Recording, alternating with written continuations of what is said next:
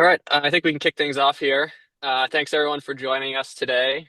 Really excited to have a chat with you about understanding user journeys and helping to optimize them with A/B testing. So before we dive in here, just a couple of quick housekeeping notes. First and foremost, this is being recorded, so don't worry too much about taking notes or anything. We will be sharing the recording afterwards, so you can refer back to it. Also, this is live and interactive, so if you have questions or comments that you want to share, please feel free to drop them in the Q&A function at the bottom of the Zoom window.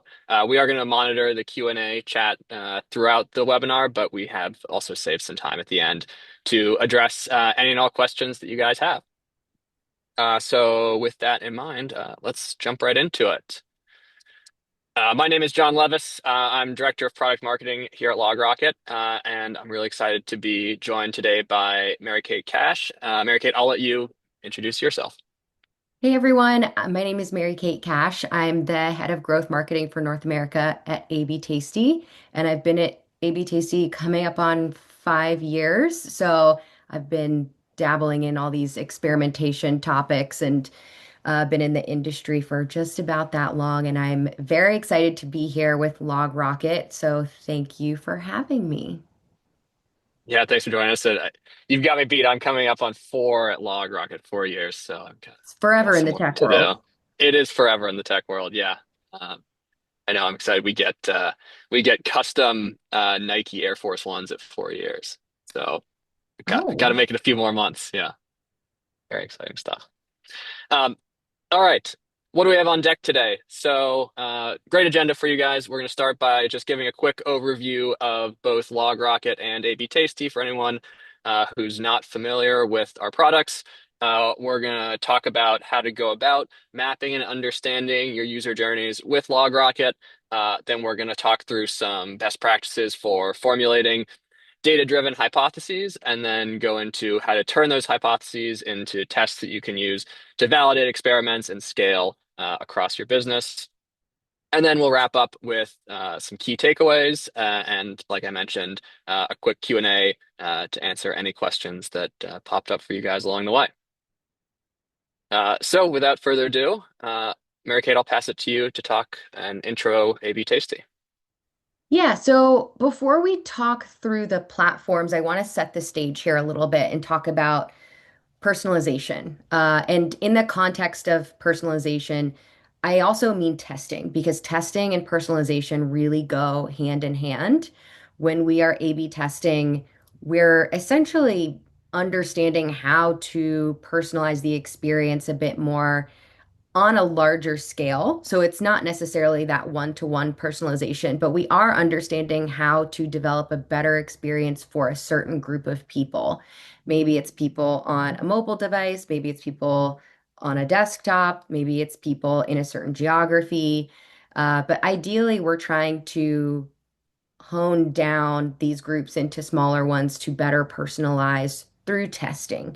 So, having set this stage there's a lot of challenges that companies have with personalization and also with testing. So, real-time personalization is difficult, and doing that at scale requires a lot of technical pieces at play, or it can, I should say. Data cleanliness is an issue, and getting that real-time component so that you're reacting in a at a time that's going to make sense for the user and not 2 weeks later. So that's one challenge. Another challenge is data silos when you have, you know, data sitting with your marketing team over here, sitting with your product team over here, your developers have some data over here. How can you ensure that you're using the right data, that everybody's sharing the same data and working from that same, to use the corporate lingo, single source of truth, and have that unified view? Another problem is actionable insights. You got raw data, say you have even broken down the silos, that's great. What does it mean? Like, how do you take an action on it? How do you derive value from that data? And then there are limitations of traditional analytics. So, analytics and data require context, they require you to kind of see the situation. Otherwise, we're we're forced to make assumptions about the data, and that can cause us to go down the wrong road. And so we want to try to solve all of these problems. So with that in mind, we're going to talk about our platforms and how we're trying to solve these issues with the technology that we have. So I'm going to talk a little bit about AB Tasty. If you can go to the next slide, John. Or sorry, the first one is LogRocket. So I'll pass it back Yeah, to you.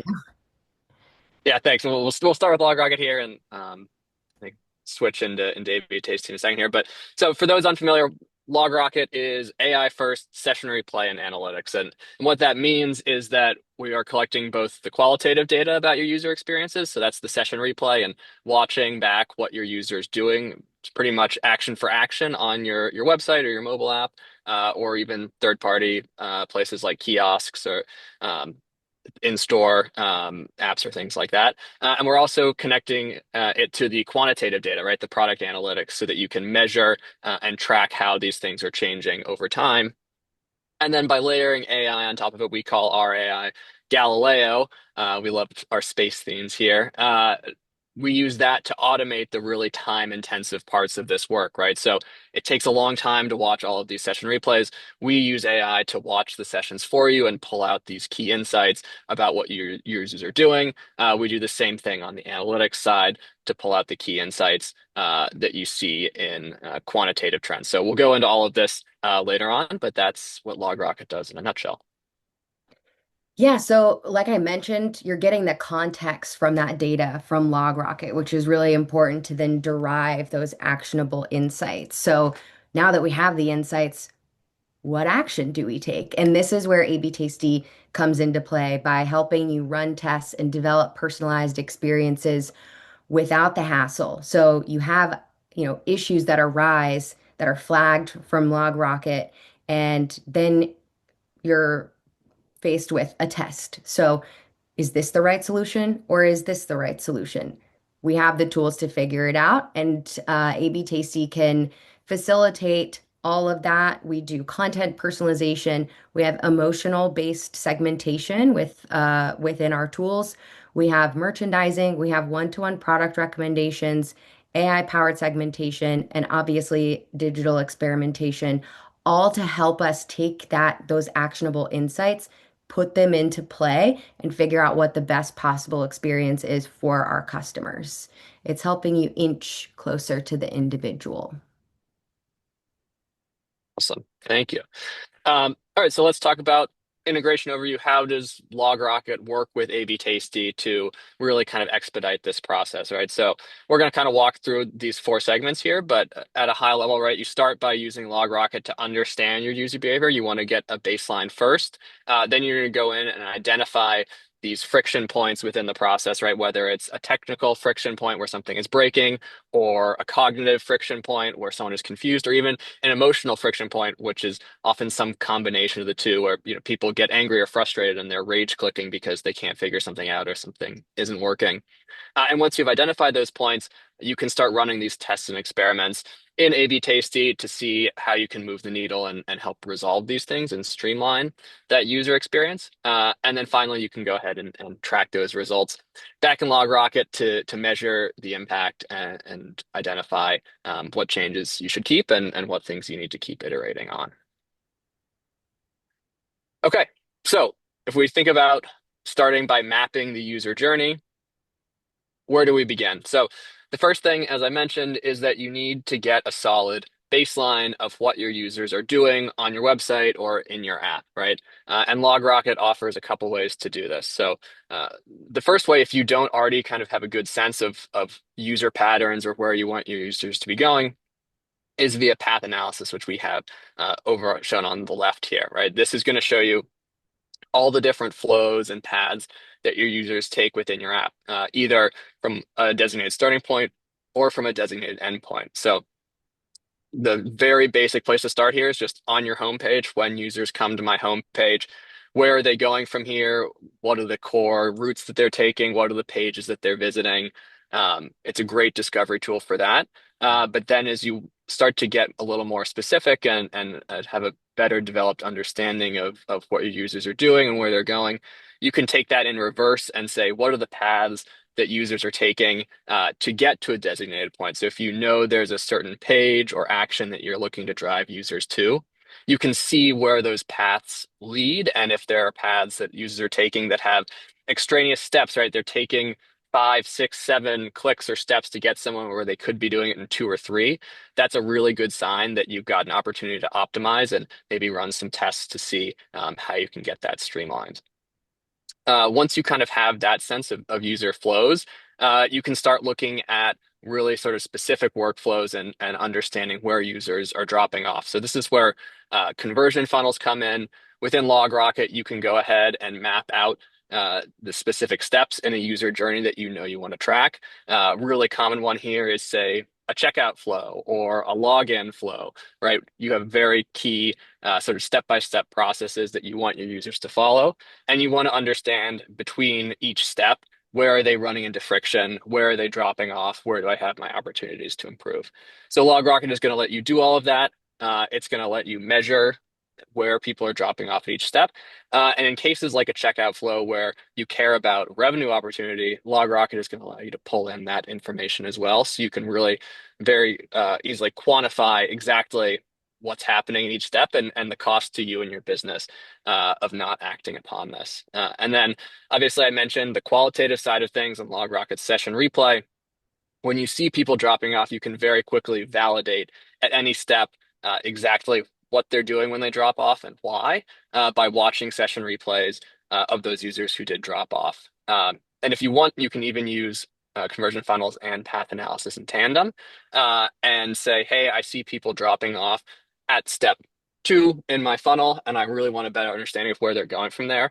LogRocket's going to let you create a path analysis directly from that step to show all the different branches that your users are taking from that point. Okay, so you have a baseline of user behavior and how they're moving through your app. The next step from here is identifying friction as early as possible, ideally before your users are reporting it. You want to get ahead of these things and sort of minimize the impact. So uh, with LogRocket, we sort of take a 3-step approach to this. The first is dialing in on the areas and even the tests that you care most about, right? So we have a product called Issues, which is going to go ahead and proactively surface these different friction points in your user experience. So I talked about there being a few types of friction points earlier. The first of which is interaction friction, right? These are things where users are just getting stuck because something is breaking in your experience. There's a bug or a network error, or they're even getting an error message because something isn't working. These are the technical points of friction. But there's also cognitive friction, right? There's confusion because your website is designed to scroll horizontally when your users expect it to scroll vertically. Things like that aren't really going to show up in only quantitative analytics. You need some qualitative data to sort of augment that. And then finally, the emotional friction, right, which is something that builds out of the interaction friction or the cognitive friction. And it's sort of the response that comes out of it because you're frustrated and you start doing things like rage clicking, trying to click on the same button over and over and over again because you want it to work and you're frustrated that it's not working. So Issues is going to surface all of those things. And we're using our Galileo AI on top of that to help you automatically triage and understand which of these things you should care about and which of them are really a lot more minor, right? You can have things like a network request that's failing, but it doesn't ultimately impact the user experience. Those are the sort of things that we know you don't need to focus on and run tests around because users are still sort of completing their flows. But if it's a rage click on something like a checkout button, that's something that you really do need to dial in on because it's core to the success of your website and your business. So we allow you to do all of this in Issues, and you can even hone in, as you can kind of see here, on specific areas within your app. So if you own the onboarding flow and you are totally dialed in on what's happening to onboarding and how do I make onboarding as great as possible, you can just dial right in on that area of your app and focus on just the little issues that you can work on and test to resolve to make that better. From there, we always like to pull in the qualitative side of things. So with any issue you see, you can click into it, you can validate it with session replay snippets. And in the case of technical issues, we're going to provide you with all that technical data you need to see what has to be done to resolve this. You can send it over to your engineering team. They're not going to have to go back and forth with you trying to reproduce the issue. They're just going to know, hey, we got to fix this. You've made a case for it because you know how many people were impacted, and you can get that fix done quickly. And then lastly here, if you want to get truly proactive about it, you can get updates sent to where you work. So if that's Slack, if that's email, if that's Teams, you can get these things practically pushed to you through digests so that as soon as something goes wrong, you can know about it and start acting on it. So a really great example of this is Tecovas. For anyone who doesn't know Tecovas, they are an Austin-based Western wear retailer.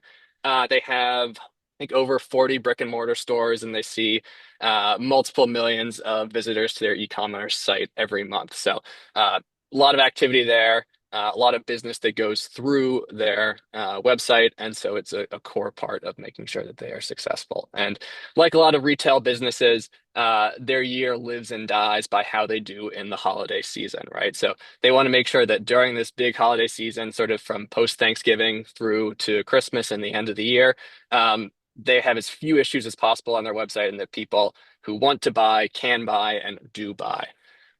So to make sure that they were doing this, they brought in LogRocket to start really monitoring their whole website, but specifically their checkout flow. And I mentioned using Galileo AI.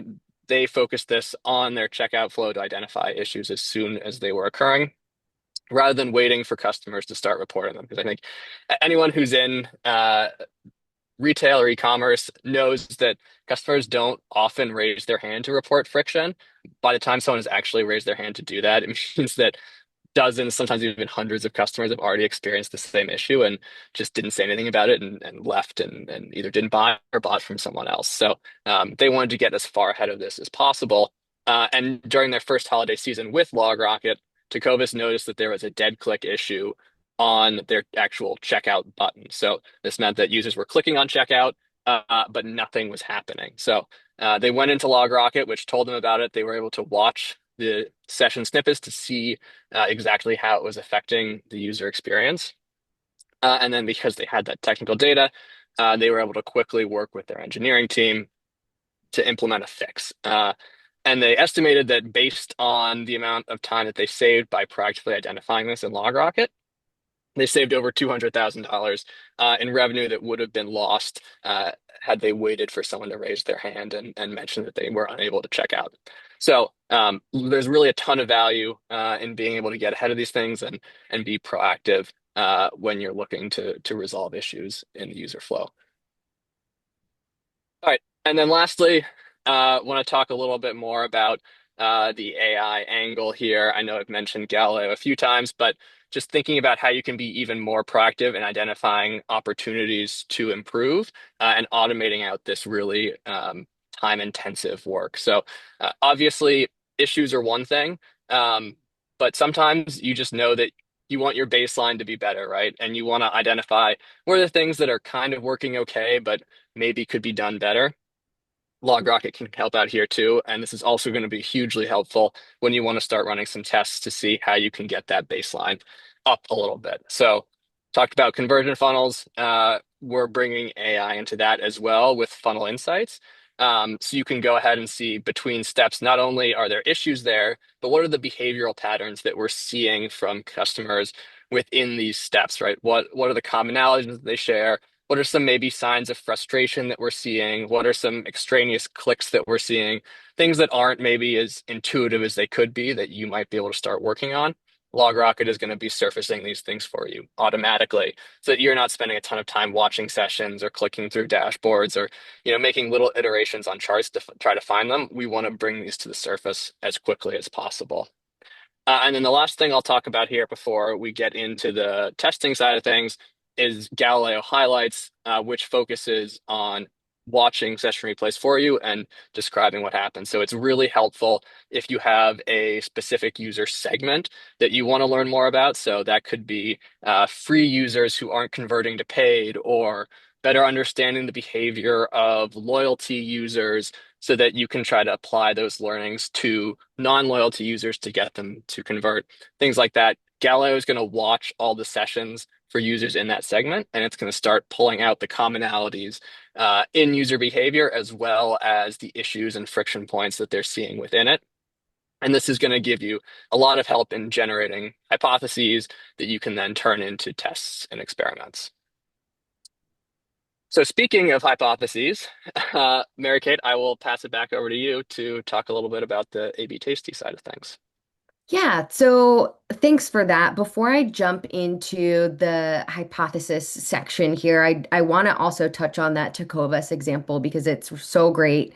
Black Friday, Cyber Monday is, as I'm sure a lot of you know, one of the biggest, if not the biggest time for retailers when it comes to needing to have a very stable site experience. Most retailers go on a code freeze during that time. And so when issues do pop up, you want to, like John said, address them quickly before customers notice because they're not going to come to you and say, this isn't working. They're just going to leave. And so when you're in the middle of a time like that, that is so high volume, like typically has higher transaction rates than normal, you're risking so much. And one of the things that we see a lot of people do with AB Tasty during those code freezes is run patches. So you're still not messing with the code, but you're able to fix the issue super quickly until the code freeze is lifted. You've made it through the really, really busy time, and now you can go in and actually develop a hard-coded fix. So this integration is not just great for making improvements and solving friction, it's also great for just keeping things steady when you just need to not rock the boat. So now I'm going to jump into our section about creating hypotheses and creating tests and going back to the part about actionable insights. How do we take this data, take these Galileo insights? It's flagging issues, it's identifying areas where you can make some improvements. What do you do? So, data is very good at coming up with questions. So, you see the data, it raises a question. I see users are not passing very well from this stage of the flow to stage two of the flow. Well, why? And so then we have to go in and figure out what the answer is, and then we get an idea. So everything starts with this idea. I think if we change X part about this experience, we're going to improve it.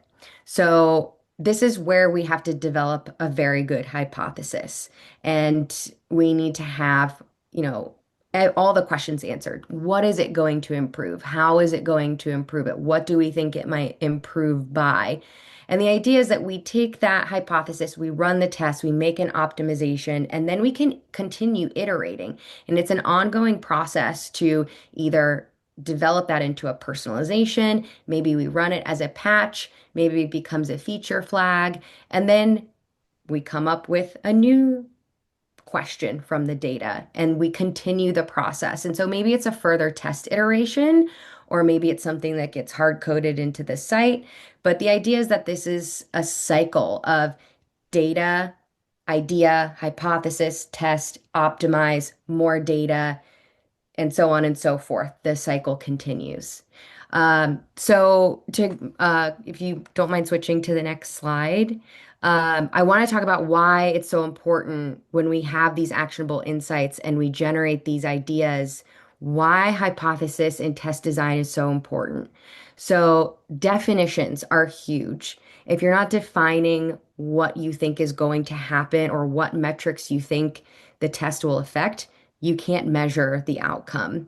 So, I would also say it's very important when you're running a test, when you can do this in A/B Tasty, is to track a lot of different metrics when you're running a test, because a lot of times we see unintended consequences. For example, conversion rate might increase, but maybe you're seeing, more guest checkouts instead of people like creating an account when they're going through a checkout process. And so there is somebody who's going to care about that aspect of the user flow, even though conversion rate is improving. And so we want to make sure we're measuring all of these things.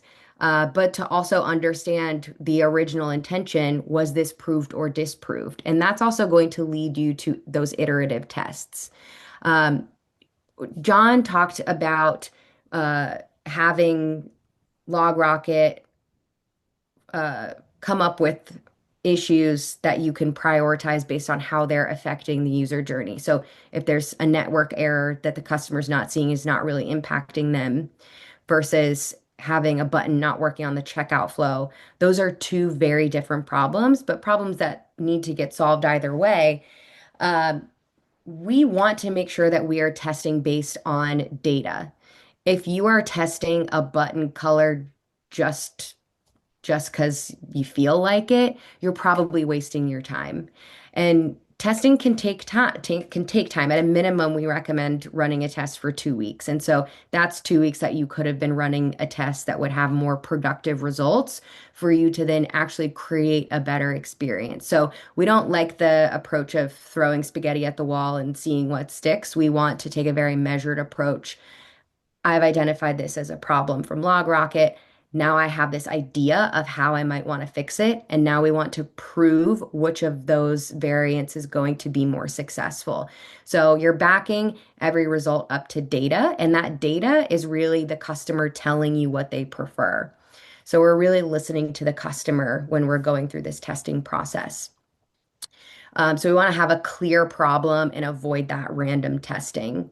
Um, Test success and data integrity. Without a good hypothesis that is very clear, has a specific variable that you want to measure and how you're going to measure it, you're probably going to have results that are a little less dependable. And that might send you down a path of creating a user experience that is not what the customer wanted. So, in order to make sure you're really listening to the customer, you need to make sure that your hypothesis and your test is designed very specifically and without any confounding variables. You know, you're not trying to test too many things at once, that your users aren't getting hit with multiple tests. And the AB Tasty platform does allow for one user, one test. So if you have multiple tests going at one time, you want to make sure that those users are only seeing one of your tests so that the data doesn't get messy and people aren't actually having more user experiences than you want them to. And so you're going to have really reliable conclusions so that if you do iterative testing or if you hard code something into the platform, you can be confident that it's actually going to work. We want to use strategic planning and a scientific approach. I know a lot of people, I remember learning this in the sixth grade of the scientific method. This is exactly what ABTC has infused into its platform. It's going to be a repeatable result that you can get. We're using statistical significance and data models that we're confident in showing you a test that we believe is a winner based on the statistical model. And that strategic planning, it's prioritization. You want to make sure that you're focused on the tests and the areas of your product that are going to have the most impact, and you're going to be able to understand that really well using a tool like LogRocket that's going to surface those insights and help you define how impactful that test would be. So we can move on to the next slide. I think I've made my point. Hypotheses and test design are very, very important. And then when we move from those insights to hypotheses, this is where I think some people get stuck. So we have data from LogRocket. We know we need to make a change. How do we then get to the hypothesis? So John just told us, great places to start by identifying friction points and those opportunities where maybe people are dropping off. It's also great, and I have to think back to this example that some people I'm sure have heard of before, and it's about like the planes during World War II. It's a very common example, and I think it was in Malcolm Gladwell's book where researchers were seeing the planes that came back after going on missions in World War II and seeing where the bullet holes in the planes were and thinking, okay, these are the areas where we need to reinforce the plane. But really, that was a logical fallacy because they needed to look at the planes that never made it back. They needed to look at the planes that went down and see where those planes were getting hit with bullets to reinforce them so that more planes did make it back. And so we also want to take a look at these experiences where customers are going about the flow the right way and understand or try to understand what about this is going so well that maybe we can replicate in other parts of the product. So we don't just want to focus on areas where things are going bad. Maybe there are some innovations that we can make along the way, and we want to test those as well. So all of that is done through data and the insights that you're seeing from how customers physically make their way through your product, and how they're experiencing that journey.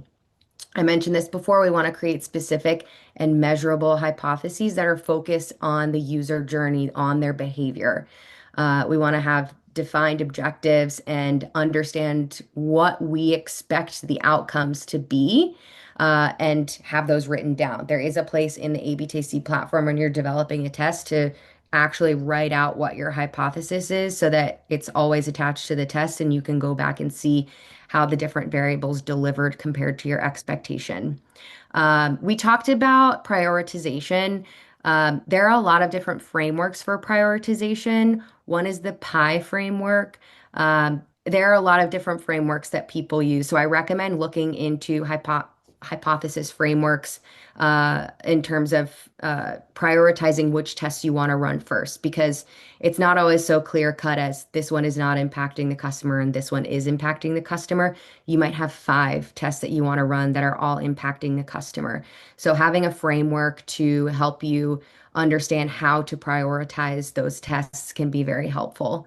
And then when it comes to designing an experiment, we want to set goals. We want to determine the sample size. And within ABTC, we have sample size calculators. So if you want to run a test on a product detail page, it's got less traffic than the home page. So we can help you understand how to set up the test so that you can get statistically significant results from that. Running a test on the home page, 2 weeks. Running a test on a product detail page, we might recommend 4 weeks because it's getting a little less traffic. So we have everything that you need to set up an experiment that's going to have metrics that you can be confident in and reliably use in any iterations moving forward. Now we're going to get into the part where we're talking about scale and how we actually put this into practice. How are brands using this today? So when it comes to running a test, there's lots of different ways that you can run a test. You can do an A/B test, you can do a split test, multivariate, multi-page. The world is your oyster. And there are different types of tests for different purposes. So John referenced the onboarding flow. Maybe you want to create an entirely new onboarding flow. Maybe you have this great idea of like, oh, well, what if we actually changed it up and moved the steps around, and I really feel like this would be a great new onboarding flow. Well, we can test that. We can test one flow against another, and it'll be a multi-page test of how people are going through that onboarding piece. Uh, Probably not the way that you want to adjusting the layout on one page. That would be a different kind of test. Um, we also have the ability to dynamically allocate traffic to top performing variations. So if you're running an A/B test and it's been enough for us to tell that one is like statistically an improved version over the other variation, we don't want you to lose money by still sending a 50-50 split of traffic to the worst test. We're going to start dynamically allocating more traffic to that first variation, the one that's winning, so that we can give you a statistically significant answer that this variant is the better performing one, and you're not losing as much by still running as much traffic to the variation that's not performing as well. When it comes to analyzing results, this is a part that we haven't touched on yet. So um, we can integrate with LogRocket. You can see how people are moving through variations. And this is interesting because you, like I said, with raw data, if we give you just an answer of variation A won, variation B lost, you might want to know a little bit more about the context. Why did that happen? How were users moving through the journey? Is it winning just by circumstance, or are users behaving the way that I expected they would? And this is where some of those unintended consequences can come into play as well. When we think about ways to scale, this is when we're moving on to the additional cycles after we've run the first test. So in that first slide I was talking about earlier on, we have test, optimize, see the results, analyze the data, then we're running another test. It might not always look like that. We might actually turn something into a personalization. But then from there, we can continue to further personalize the experience within those segments. And so we might have things spinning off in a lot of different directions, but you can create a personalization. You can hard code the winning variation. You can run an iterative test. But when we say scale, it means moving these insights along so that we're continuously improving the user experience and making a better experience for customers to have more checkouts, more revenue per users, average order value increasing. We want to see all of those metrics move up. And at the beginning, I also referenced testing being very closely tied to personalization.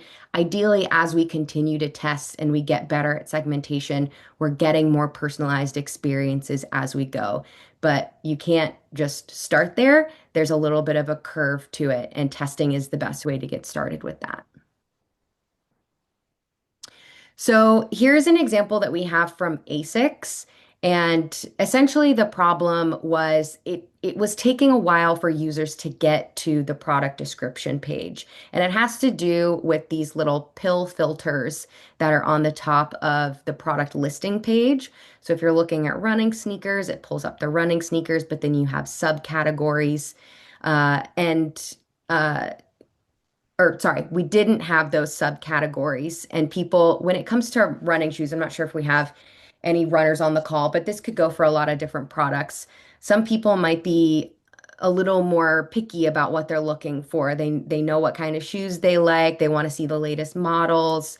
Some shoes are good for short distance running, some better for long distance. I know, the Hokas are really good for more downhill running, and so everybody has their own preferences. And instead of scrolling through, we're going to put these pills up at the top of the page to help users narrow down the scope of what they're looking for and ideally improve product discovery and increase the conversion of people getting to that product detail page, the PDP. So the results were that most people engaged with those subcategory pills. So users found them engaging. Now, whether they found them useful or not is another question, but they were engaging with them. There was no significant difference in the number of people going from the product listing page to the product detail page. But on the desktop, since they were measuring a lot of different aspects of these variations, they saw that variation one led to a significantly higher average revenue per user. So the pills were working in terms of revenue on the desktop. So we're starting to understand how we can personalize the experience here by potentially hard coding this only for desktop users. Um, this did result in iterative testing as well. So the team wanted to do more research on how to make those pills more valuable on mobile. So understanding why it's different on desktop versus mobile. And we can use LogRocket to understand why people might not be engaging. Maybe they're taking up too much real estate on mobile. Maybe they're not taking up enough. Maybe it's not the right pills for mobile for some reason. But ultimately, this test did have good results. So it was an increase from the on the click-through rate to the product detail page by about 0.5%, and the desktop conversion rate was 1.5. This is a very interesting case study from an insurance company in North America that is using our emotional segmentation. So the team ran a bunch of tests on a group that they determined was looking for immediacy. So they could tell this group of users was coming to this site and wanted to get to what they were trying to do very quickly. So they wanted to get to the application quickly. Now, users buying insurance often want to consume quite a bit of content. They know this about their user base. You need to understand the plan. What's included in the plan? What are the differences between the different plan tiers? And so even though these people want to go through the site quickly, the goal is to try to understand what content do they really need before getting them to click through to the application. And so the team ran 4 different tests moving content around the quoting area for dental insurance. And they thought by moving the content above the quote area, they could single out which content modal was having the most impact on getting them through to the actual quote. And they discovered that it's the top frequently asked questions. So by including that modal above the quote area, they had a 140% increase in application submissions, which is huge. I want to say this is within this one segment of their users, but imagine being able to do this for every segment where you're putting only the content that they specifically want in the right place and having results like that for every segment. It'd be incredible. All right. Thanks, Mary Kate. That was great. And I think we're really seeing sort of how these sort of come together and you can create this iterative and ongoing cycle of review, hypothesis, test, analysis, and then back to the beginning again. So we can start wrapping up here with some key takeaways. Um, Mary Kay, maybe I'll let you take the first one, and then I can take the second and maybe part of the third. Of course. So, this is going back to the challenges that I referenced at the beginning of the session. Real-time personalized experiences at scale require advanced analytics with context and those actionable insights. Without that, you're going to be left sitting in a pile of raw data, not knowing what to do with it. Yeah, that's great. And I think from there, right, you want to be able to act and identify these friction points as quickly as possible. And it is an end-to-end process, right? You want to get to it at the beginning, and then you want to be able to run these tests as quickly as possible, get your results quickly, measure them, and know how you can act on them. And then again, you can create sort of a positive, virtuous cycle here by taking the analytics that you get from these tests that you're running to develop more hypotheses, more tests, and kind of keep things moving in a positive direction here. Great. So that's all the content we have for you guys today. I am going to take a look at the chat and Q&A, I think, and see if we have anything here. If you have questions that you haven't already dropped in, uh, please feel free to do so, and we can field them here.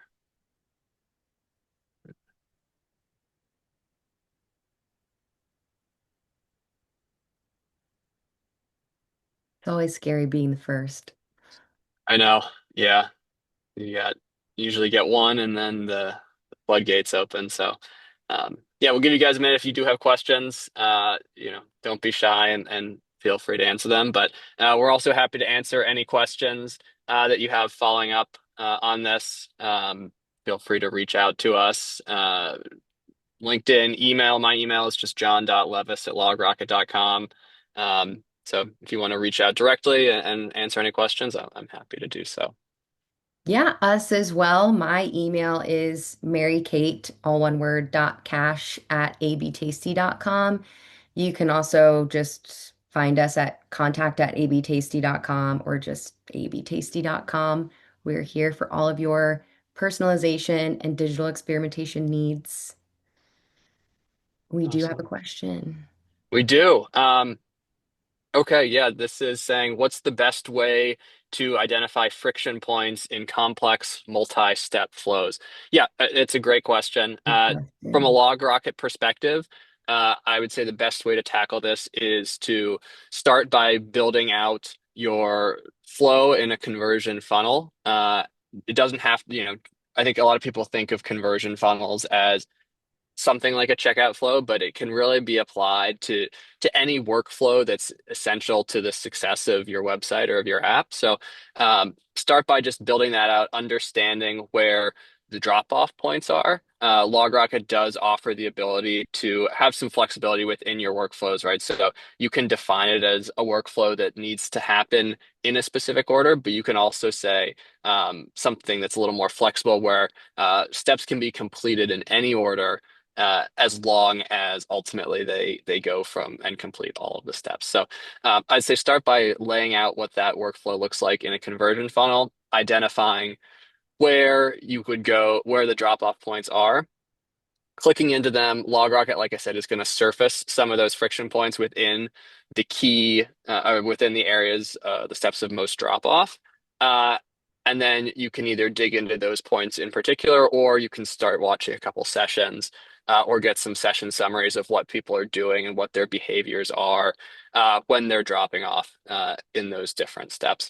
And hopefully that gives you some ideas around hypotheses that you can create and then run a few tests to see if you can get those behaviors to change.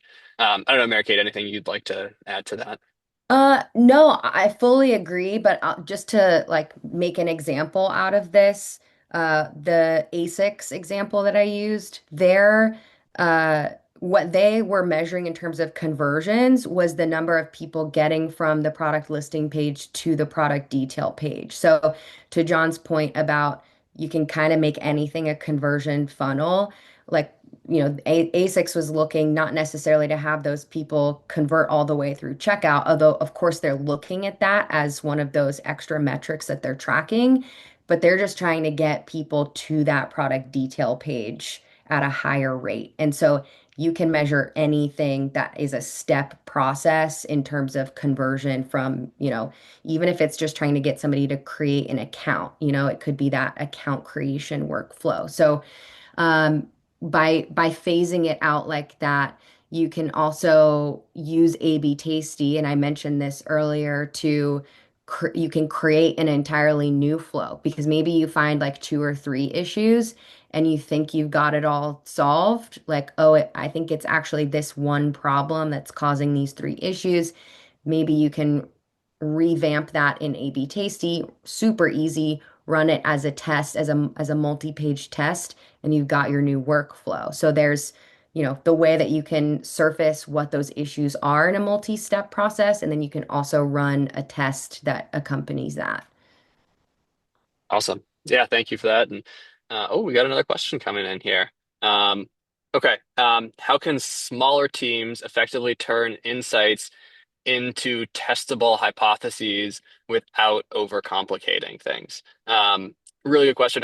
Mary Kate, maybe you want to tackle that one? Yeah, I would say prioritization. So if you're a small team, a lot of, you'd be surprised. A lot of these experimentation or conversion rate optimization or experimentation or personalization teams are quite small, and they're leaning on other teams for the data aspect or, the developer aspect. So you're not alone, I should say, first of all.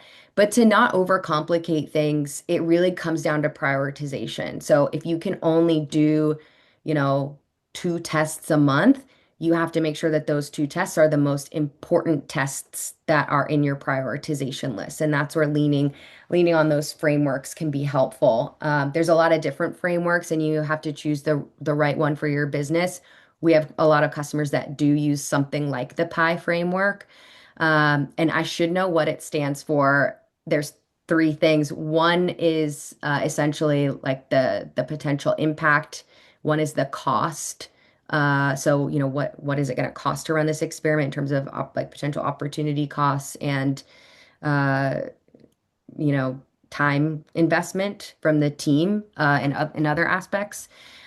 So by ensuring you're working on the tests that are going to have the most impact and drive the most value, you can start doing this sort of crawl before you walk, before you run type scale. Yeah, I think that's great, Mary Kate. And just to add a little bit to that, I would say when it comes to working on your prioritization, making sure that you have the data to give you confidence that you're focused on the right things and prioritizing the right things is huge. So if you can quantify the number of users that are impacted by a certain point of friction, that's really helpful in helping to prioritize. Uh, if you are watching session replays to see how that point of friction or thing that you want to test is actively impacting the user experience, right? That helps you build a really good story around why you want to run a test here, because you can see visually how it's impacting. It helps you build some empathy with what your users are going through as well. So, getting that data and using that to back up your hypotheses is not just sort of a sound practice, but it also helps you feel confident that you're focused on the right things. Great. Okay, well, unless there are any last second questions here, I think we can wrap things up. Everyone on the call, thank you so much for joining us. Mary Kate, thank you for being my co-presenter here today. Thank This you is a lot for of fun. having me. Yeah. And like I said, if there are any other questions that pop up, feel free to reach out to us, and we will be sending out the recording of this probably within the next 24 hours here. So thank you all, and have a great day. Thanks.